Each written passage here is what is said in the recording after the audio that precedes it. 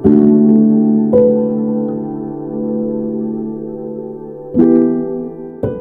को धन्यवाद देते हैं आज के सुंदर समय के लिए। एक बार फिर हम लोग पवित्रता के भाग तीसरे अध्ययन में हैं। आइए हम लोग प्रार्थना करें। हमारे स्वर्गीय पिता परमेश्वर, आप सहायता करें जो वचन सुनाया जाए। मेरे प्रभु, आपकी उपस्थिति में आपकी पवित्र आत्मा का अभिषेक में होने के लिए सहायता करें कि एक व्यक्ति जीवन को आप छुएं और कार्य करें। पिता परमेश्वर, आपकी नाम की महिमा होने पाए। सब यीशु मसीह के मधुर मीठे नाम से मांगते हैं, सुन और ग्रहण कर स्वर्गीय पिता, आमीन। प्रभु को धन्यवाद देते हैं। अक्सर हम सोचेंगे कि लोगों में एक फितरत होती है कि हम महंगी चीजों की ओर जाएं, हमारे पास महंगी चीज हो। अगर ना महंगी चीज हो सकती तो हम महंगी चीजों की नकल करने की कोशिश करते हैं। और बाजारों में बहुत सारी वैसी चीजें, एडिडास ले लीजिए, नाइकी ले लीजिए, या कोई भी सामान को आप देख लीजिए, कोई ऐसा वस्तु नहीं जिसका नकल ना मिल जाए। हर जगह आपको नकल मिलेगा और हम लोग नकली चीज हम लोग जान के लेते हैं क्योंकि महंगी और असली ब्रांडेड लेना बहुत महंगा होता है, तो चलो इससे हम लोग काम चलाते हैं। बहुत सारे लोग ऐसा करते हैं, मैं नहीं कह रहा हूँ सभी ऐसे करते हैं, लेकिन बहुत सारे लोग ऐसा करते हैं। नकली सामान अक्सर हमें निराश करता है। जैसे जैसे एक उदाहरण हम लोग बाइबल से भी ले सकते हैं। इजरायली वादे किए हुए देश की ओर बड़े होंगे, उन्हें आध्यात्मिक मूर्ति पूजक संस्कारों का सामना करना पड़ेगा। परमेश्वर ने उन्हें निर्देश दिया कि कैसे जीना है। आज हम उसे देखते हैं कि हम पर कैसे लागू होता है।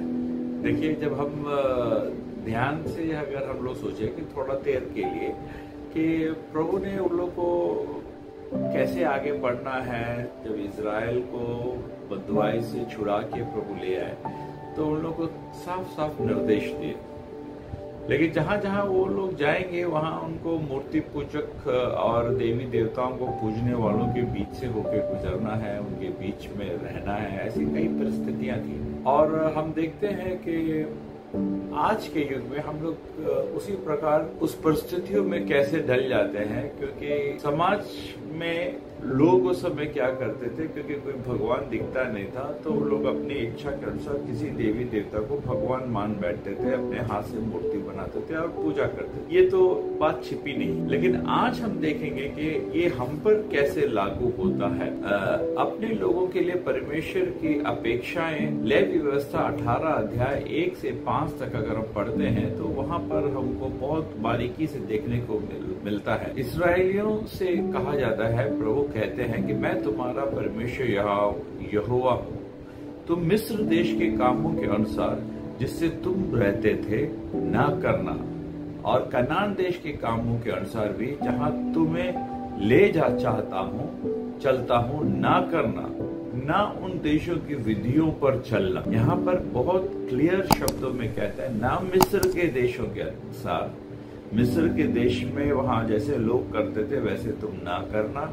जहां मैं तुम्हें ले चल रहा हूं, कनानियों के बीच में जहां मैं ले चलना चाहता हूं, वहां भी जो हो रही है उस घटना वहां के लोगों के अनुसार तुम ना करना, उल्लू की विधियों के अनुसार ना चलना, क्योंकि परमेश्वर अपने प्रजा को चलने के नियम कानून बताए हुए हैं और उसी नियम कानून के अनुसार चलने के लिए प्रभु चाहते हैं और प्रभु पसंद करते हैं। प्रभु नहीं चाहते हैं कि अपने इच्छा के अनुसार चले।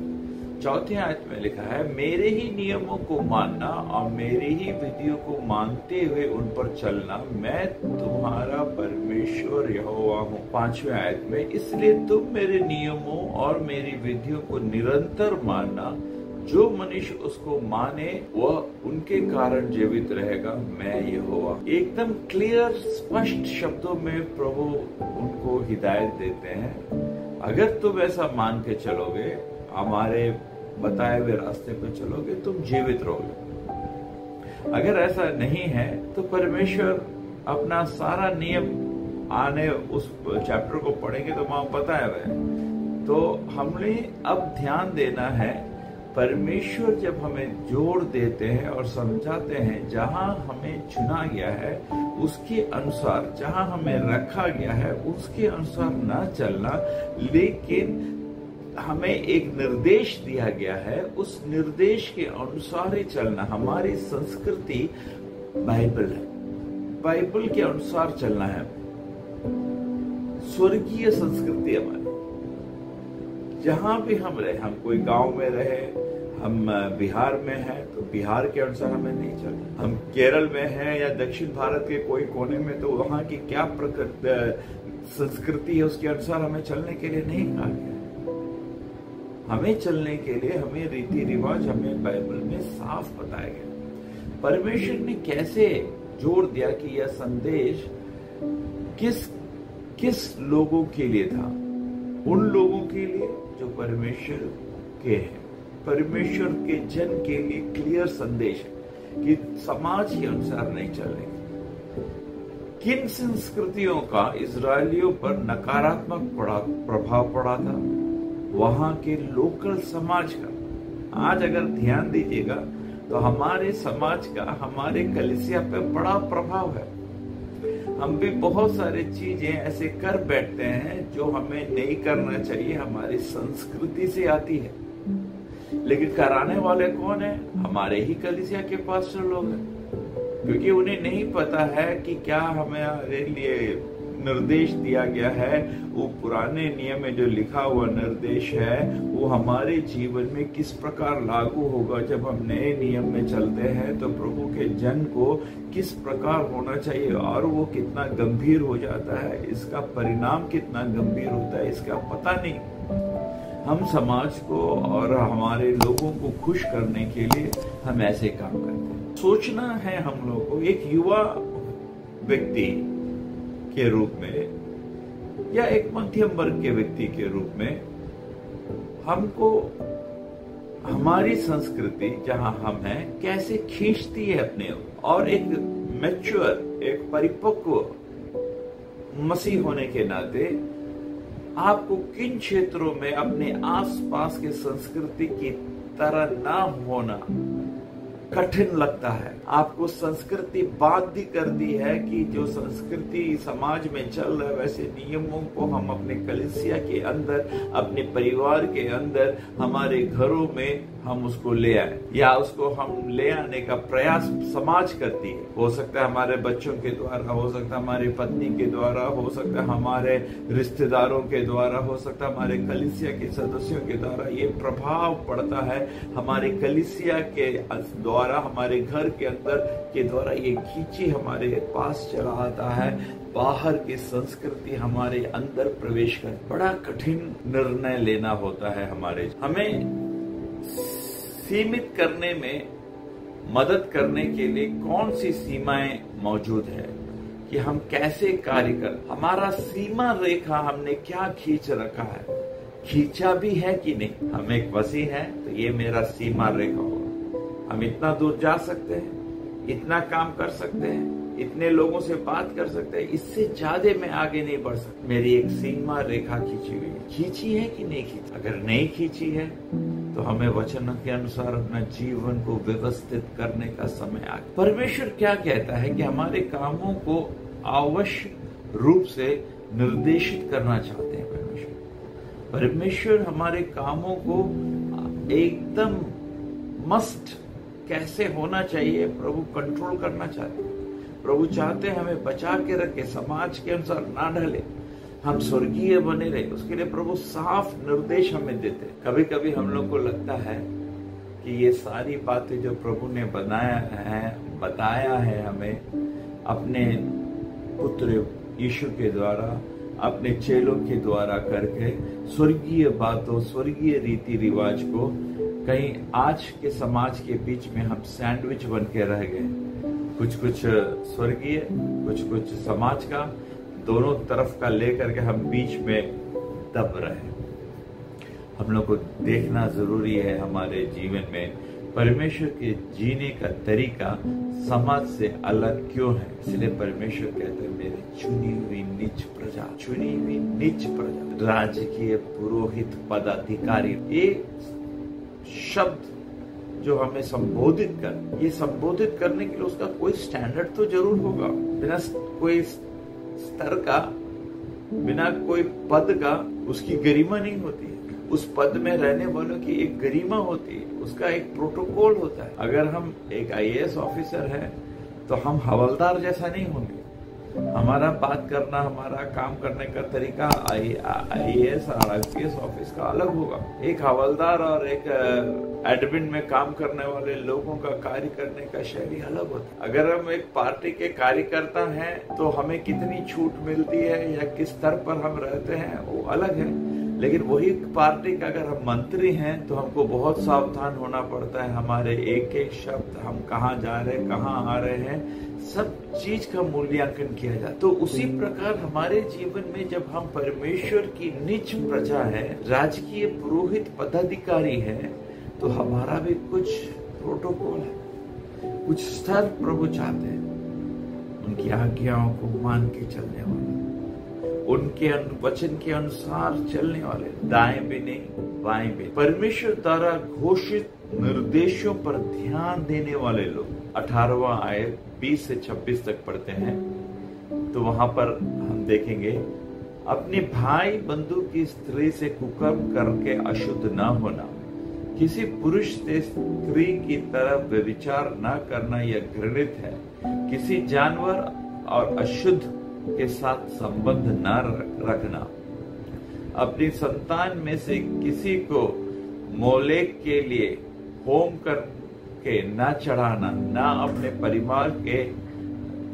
अपने परमेश्वर के नाम को अपवित्र ठहराना, मैं यहोवा हूँ। स्त्री गमन की रीति से पुरुष गमन न करना, वह तो घिनौना काम। किसी जाति के पशु के साथ पशु गमन करके अशुद्ध न हो जाना, न कोई स्त्री पशु के सामने इसलिए खड़ी हो कि उसके संग कुकर्म करे ले, तो उल्टी बात है। ऐसा कोई भी काम करके अशुद्ध ना हो जाना। जिन जातियों को मैं तुम्हारे आगे से निकालने पर हूँ, वे ऐसे काम करके अशुद्ध हो गए। परमेश्वर द्वारा घोषित निर्देशों को सुनो और उसके देश भी अशुद्ध हो गया। इस कारण मैं उस पर उसके अधर्म का दंड देता हूँ और वो देश अपने निवासियों को उगल देता है।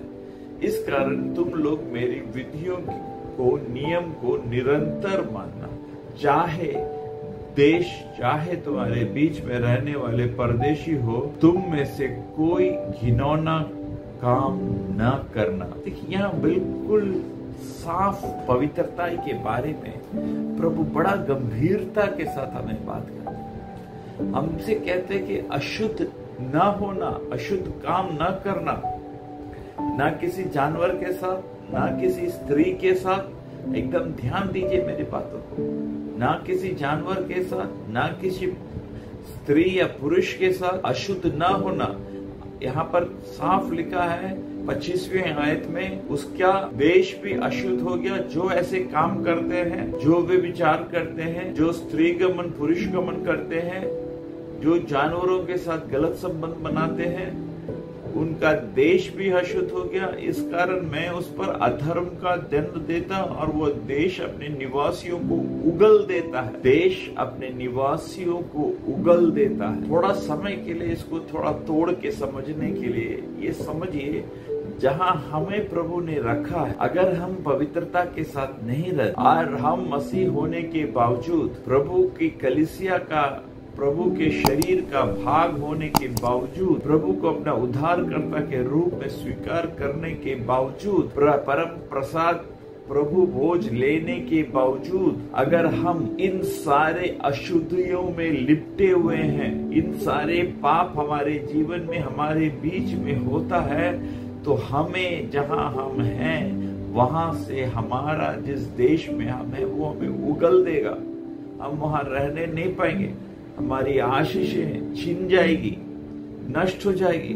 हम एक भगोड़े की तरह आज यहाँ है, कल वहां भागते फिरेंगे। हमारे जीवन में शांति, आनंद, खुशी नहीं रहेगा। हम परेशान रहेंगे। उस समय तब भी हमारी आंखें नहीं खुलती है। उस समय हम सोचते हैं कि हमारा पड़ोसी ऐसा कर दिया, हमारा वो ऐसा जादू टोना करता है, उसके चलते हम फंस गए हैं। अगर पति पत्नी है तो पति पत्नी को दोष लगाएगा, पत्नी पति को दोष लगाएगा, तुम्हारे चलते सब ऐसा हो रहा है। अगर बच्चे बड़े बड़े हैं तो बच्चों पर दोष लगाएंगे, बच्चों के चलते ऐसा हो रहा है। लेकिन कभी भी हमारी आंखें नहीं खुलती है कि भैया हम पाप कर रहे हैं, बहन हम पाप कर रहे हैं, हम पाप में लिपटे हुए हैं। जाने अनजाने हमारा जीवन जो है हम अलाउ कर दिए हैं, दरवाजा खोल दिए हैं। छोटा मोटा पाप हमारे जीवन से होते होते बड़े बड़े पाप में हम प्रवेश कर रहे हैं। चोरी छिपे, बिना किसी को पता, बिना किसी जानकारी के, बिना किसी के जानकारी के हम पाप में लिप्त हैं। अब देश हमें उगलने पर है, हमारा जमीन जहां हम खड़े हैं वो हमें उगलने पर है। हम प्रभु के जन हैं, दूसरा हमारा पड़ोसी वैसा कर सकता है, हमारे साथ काम करने वाले ऐसे कर सकते हैं, हमारे साथ स्कूल और कॉलेज जाने वाले ऐसे कर सकते हैं, उनको कुछ नहीं फर्क पड़ेगा। लेकिन तुम और हम वैसे लोग नहीं हैं। हम लोग चुने हुई निज प्रजा हैं, राजकीय पुरोहित पदाधिकारी लोग हैं। हम ना भूले इस बात को। हमारा एक स्तर है जिस स्तर में प्रभु हमें देखना चाहते हैं। आज पवित्र आत्मा हमसे बात कर रही है। क्या आज हम अपने गुनाहों को तौबा कर पश्चाताप करके माफी मांगते हुए प्रभु के चरणों में वापस आएंगे, अपने जीवन में पवित्रता को उस गहराई में ले आएंगे, ताकि हम एक आशीष का कारण हो हमारे देश में, हमारे परिवार में, हमारे कलीसिया में, हमारे लोगों के बीच। ना कि हमारा जमीन, हमारा देश हमें उगलने पर हो, हमारा जीवन परेशानियों से घिरा हो। पश्चाताप के मन फिराइए, प्रभु में वापस आइए। प्रभु पवित्रता ही चाहता है, जहाँ हम पवित्र होने के लिए तैयार है। प्रभु चाहते हैं हम पाप पूर्ण प्रथाओं से अलग हो जाए। परमेश्वर यहाँ कई गतिविधियों का वर्णन घृणित रूप में करता है। तो इनमें आकर्षक क्या है? परमेश्वर जब कहता है कि ये घृणित काम है, ये घिनौना है, जो परमेश्वर के हैं वो परमेश्वर के रीति रिवाज के अनुसार ना चल के अपनी वासनाओं में आकर्षित होकर, अपनी इच्छाओं में आकर्षित होकर हम पाप करते जाए तो हमारा क्या हो सकता है? कौन बचा सकता है?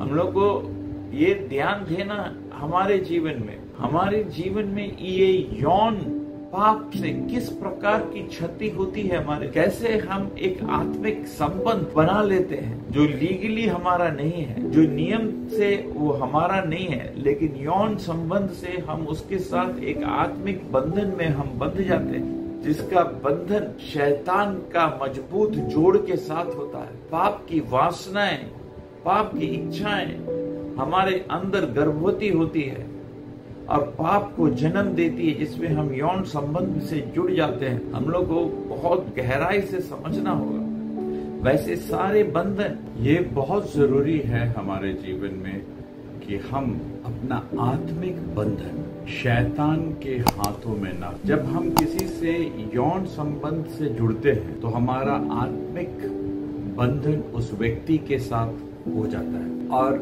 एक आत्मिक बंधन हो जाता है जो हमें एक पाप का भागीदार बनाता है, जिससे शैतान उस आत्मिक बंधन पर क्लेम करता है, उसे अपना अधिकार समझता है, उन दोनों व्यक्तियों के ऊपर वो हावी होने लगता है।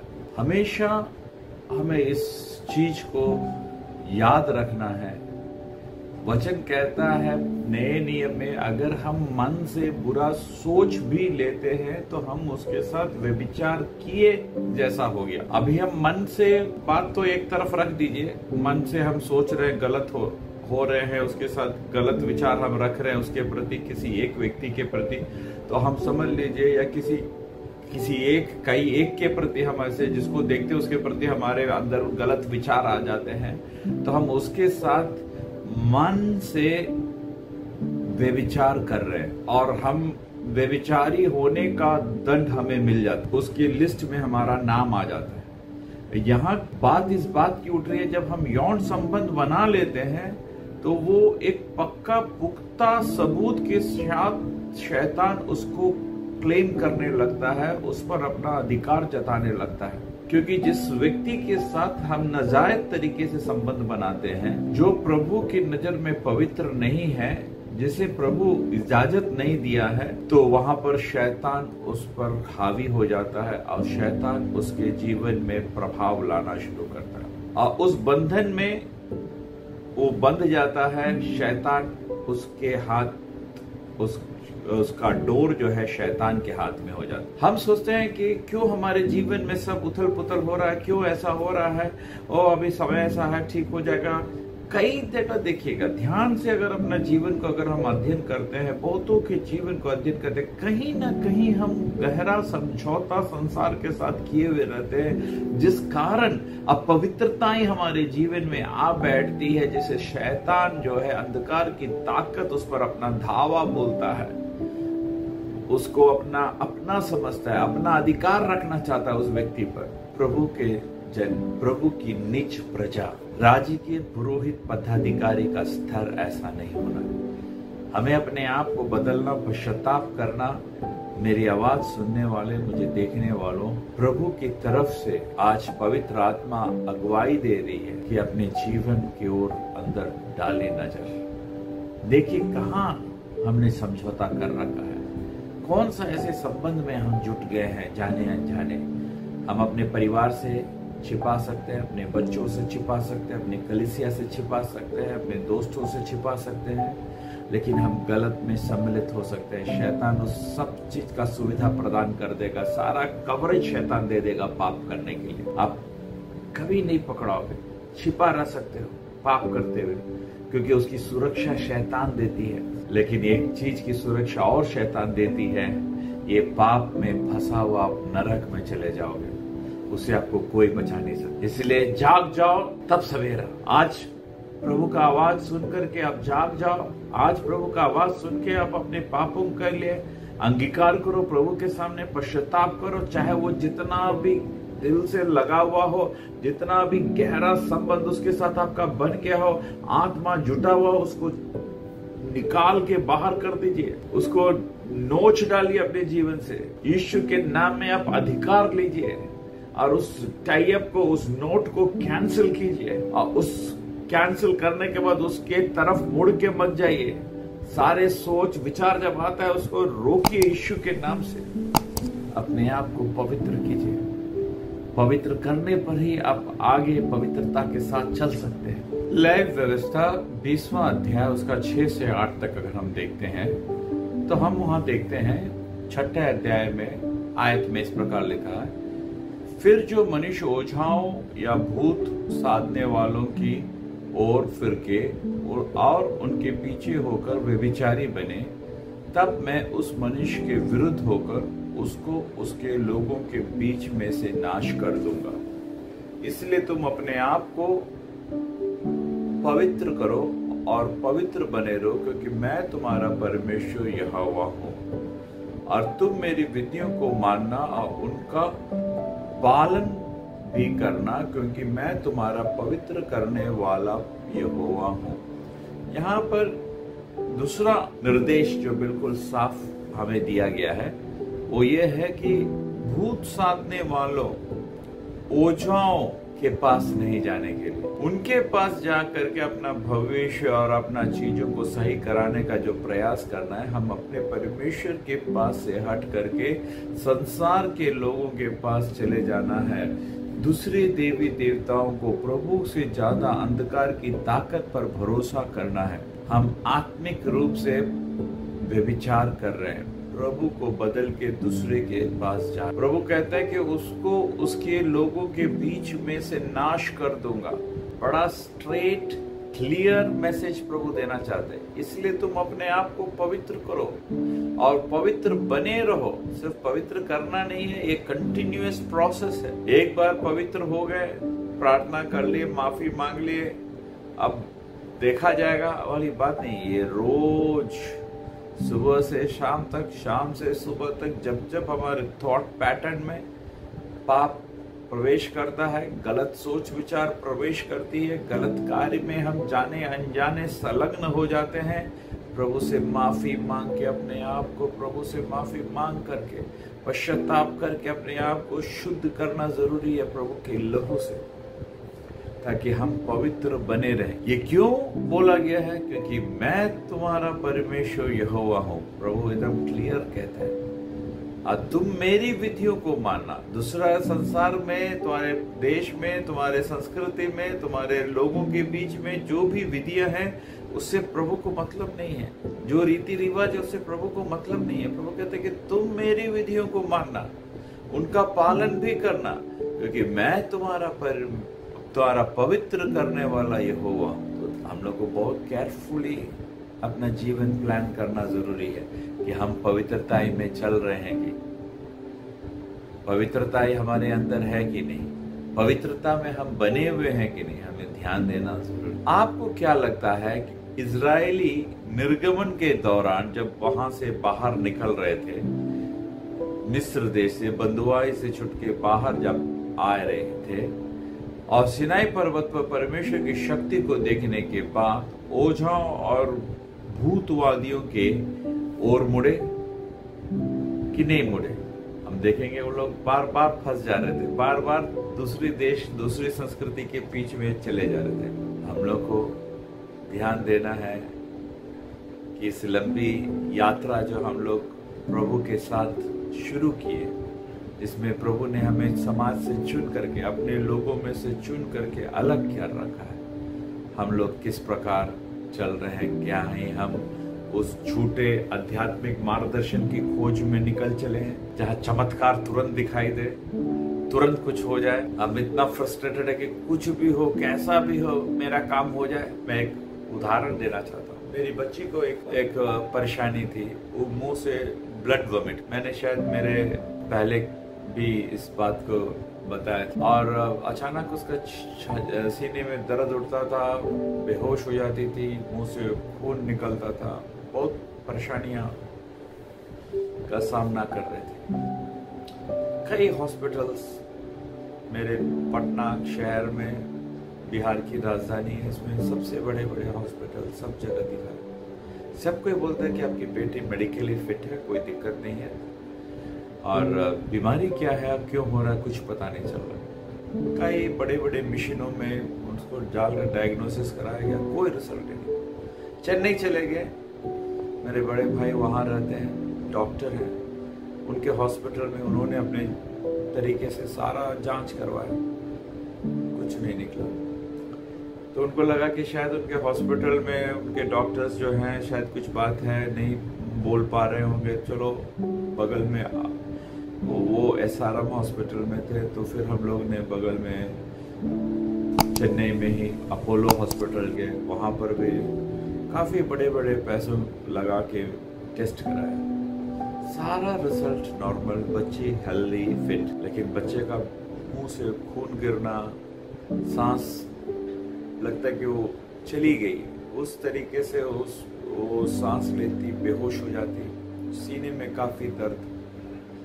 कोई भी माँ बाप से बर्दाश्त नहीं होता। इलाज का इलाज, सब कुछ कराए, कोई फायदा नहीं।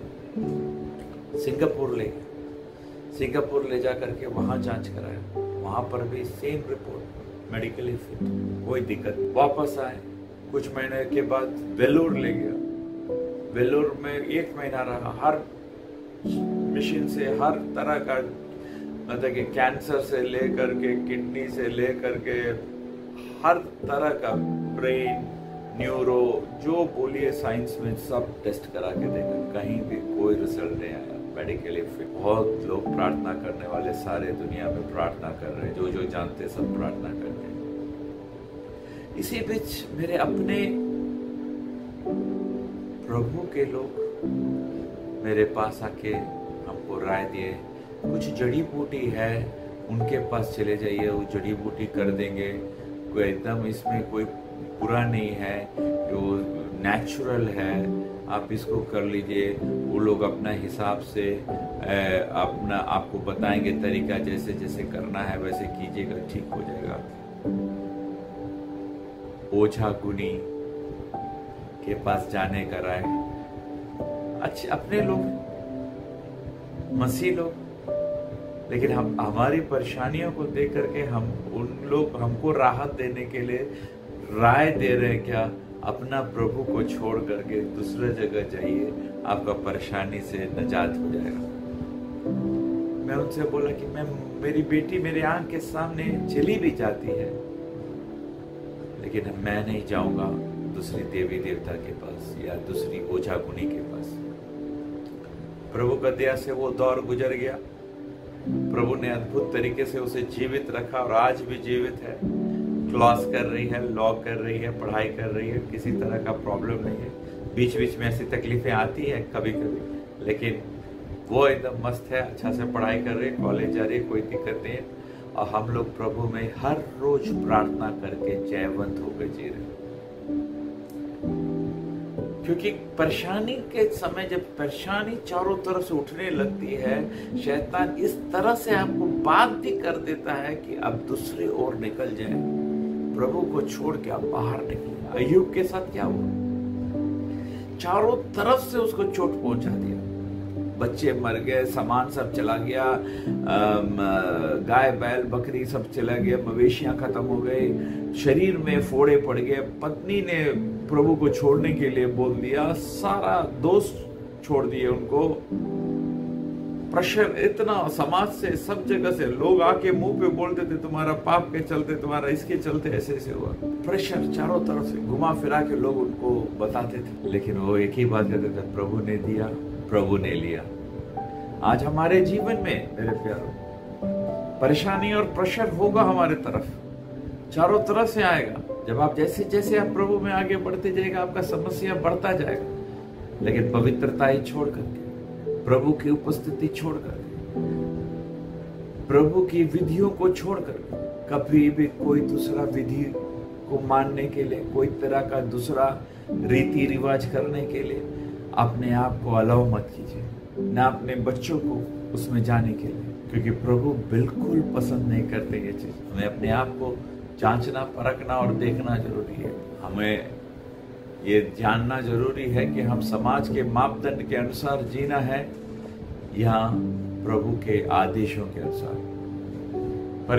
परमेश्वर हमसे अपेक्षा करता है कि उसके प्रति आज्ञाकारी बने और उसकी आज्ञाओं का पालन करें। जीवन के उस विषय को जो हमारे जीवन में है, हमारे जीवन की समस्याओं में, हमारे जीवन की परेशानियों के बीच में, हमें परमेश्वर की ओर ही ताकना है और हर पल देखें कि कहीं ऐसा ना हो कि हमारे दामन में दाग लग जाए, हम अपवित्र हो जाएं। प्रभु की विधियों से जैसे हम दाएं या बाएं मुड़ते हैं, हम अपवित्र हो जाते हैं। हमेशा ध्यान दें कि हम न दाएं न बाएं मुड़ने पाए, उस विधियों पर चलने वाले हैं कि नहीं। रोज रात को सोने से पहले अपना मूल्यांकन करें, प्रभु के साथ बैठे थोड़ा देर शांत, सिर्फ अपना निवेदन देते रहना नहीं, शांत अपने आप को जांचे, सुबह से लेकर शाम तक का समय मेरा कैसा है, मेरा बोली विचार सोच कहीं भी हम अपवित्र तो नहीं हुए। अगर आपको लगता है कोई बात आपके मुंह से ऐसा निकल गया जो नहीं बोलना चाहिए, आपको लगता है कि कोई ऐसा कार्य ऐसा हुआ जो आपको नहीं करना चाहिए, प्रभु से माफी मांगे, दिल से टूट करके रोइए प्रभु के पास। प्रभु आपको माफ करके फिर आपको सीने से लगाने के लिए तैयार है, लेकिन आप प्रभु के पास जाना है, प्रभु से माफी मांगना, अपने आप को पवित्र बनाए रखना आपका एक दिनचर्या होना है। जिस प्रकार सो के उठते हैं, आप ब्रश करते हैं, सोने से पहले आप ब्रश करके सोते हैं, बाथरूम जाते हैं, नहाते हैं, उसी तरह आपका दिनचर्या होना चाहिए अपने आप का पवित्रीकरण करने के लिए। ये एक आदत हमारे जीवन में हमको डालना जरूरी है। हम हमेशा ध्यान दें कि परमेश्वर के वचन को हमारा जीवन का एक मानक बनाना है। सामाजिक प्रथाओं को चाहे कितना भी प्रचलित हो, कितना भी व्यापक रूप से स्वीकृत क्यों ना हो, कलीसियाओं में, दूसरे चर्चों में चल रहा हो, अपने लोग कर रहे हो, लेकिन आप सावधान रहिए। खासकर ये सारी चीजें होती है शादी में, बर्थडे में, मृत्यु में, कलीसिया में, जब झगड़ा हो जाता है, इस सब समय में आप एकदम सावधानी बरतिए। संसार के अनुसार नहीं, उस कलीसिया में जैसा हुआ, इस कलीसिया में जैसा हुआ वैसा नहीं, आपका निर्णय होना चाहिए। आपका निर्णय स्वर्ग में जैसा हुआ वैसा होना चाहिए। स्वर्गीय निर्णय लेने के लिए मजबूती के साथ तैयार होइए। आप हमेशा याद रखिए, संसार और सांसारिकता से एक अलग उनके बीच में से हमें निकलना जरूरी है। जागरूक रहे कि परमेश्वर का न्याय उन पर आता है जो अन्य देवताओं या जीवन के मापदंड के पक्ष में उसे अस्वीकार करते हैं, परमेश्वर को अस्वीकार करते हैं। तो हमें हमेशा ध्यान रखना है, प्रभु का न्याय हमारे ऊपर आएगा जो हमें दंड का भागी बना देगा। इसलिए अपने आप को समर्पित करें, प्रभु में अपने आप को छिपाएं और दिन प्रतिदिन पवित्रता की ओर बढ़ने के लिए अपने आप को अग्रसर रखें। प्रभु आप लोगों को आशीषित करने पाए। आइए हम एक पल अपनी आंखों को बंद करें और प्रार्थना करें। अनुग्रहकारी प्रेमी पिता परमेश्वर, आपके चरणों पर आते हैं।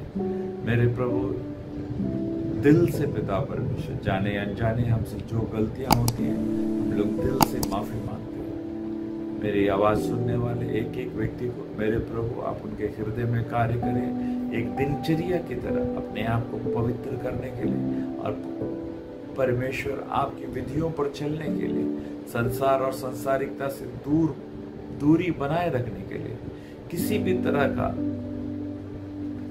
नाजायज यौन संबंध, नाजायज तरीके से आत्मिक गठबंधन जिसमें अंधकार की ताकत उस पर हावी हो, वैसा कोई भी गलत काम शारीरिक आत्मिक रूप से करने ना पाए पिता परमेश्वर। अपने आप को शुद्ध और पवित्र रखने के लिए बोली वचन से पिता परमेश्वर, व्यवहार से, अपने हृदय में उठने वाले मन के विचार और विकारों में मेरे प्रभु अपने आप को आपके समक्ष जांचने के लिए, माफी मांगने और उस गलतियों से अपना दूरी बनाए रखने के लिए मेरे प्रभु, मेरी आवाज सुनने वाले एक एक को आप सामर्थ्य और शक्ति दें। आज इस समय पिता पुत्र पवित्र आत्मा के नाम से सबको ब्लेस करते हैं। हम जानते हैं मेरे प्रभु कई एक के साथ समस्याएं होंगी, लेकिन मेरे प्रभु आप सामर्थ्य देने वाला प्रभु, आप क्षमा करने वाला प्रभु, आप उनको धैर्य और बल देने वाला प्रभु और उन्हें पवित्रता में ले चलने वाला प्रभु, हाथ पकड़ के हमें ले चलने वाला हमारा जीविता पिता आप हैं। इसलिए धन्यवाद देते हैं। कमी घटियों को माफ करें, सब यीशु मसीह के मधुर मीठे नाम से मांगते हैं, सुन और ग्रहण कर स्वर्गीय पिता, आमीन। जय मसीह।